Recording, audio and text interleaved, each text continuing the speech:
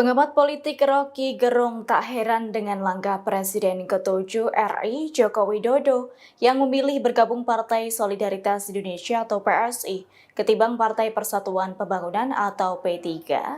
Menurut Rocky, sangat masuk akal jika Jokowi memilih terlibat dalam politik melalui PSI. Rocky Gerung menyatakan PSI terkait dengan kepentingan politik Jokowi, sehingga ex-wali kota Solo itu memiliki potensi untuk memimpin PSI dengan mudah.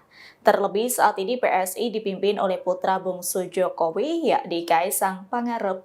Jadi Jokowi disebut mudah memperbesar peternakan politiknya yang sudah jadi di PSI daripada keluar uang masuk P3. Pihaknya menyebut P3 tiketnya cukup mahal. Pernyataan itu disampaikan dalam YouTube Rocky Gerung Official pada Senin 9 Juni 2025. Sebelumnya sinyal Jokowi untuk berlabuh ke PSI menguat.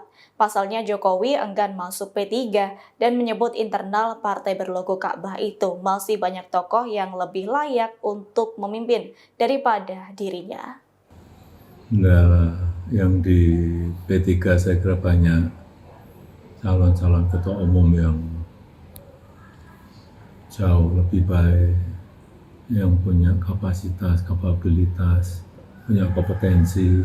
Banyak calon yang sudah beredar kan banyak sekali. Saya di PSI aja. Berarti di luar PSI nggak ada partai lain yang dipertimbangkan di luar PSI?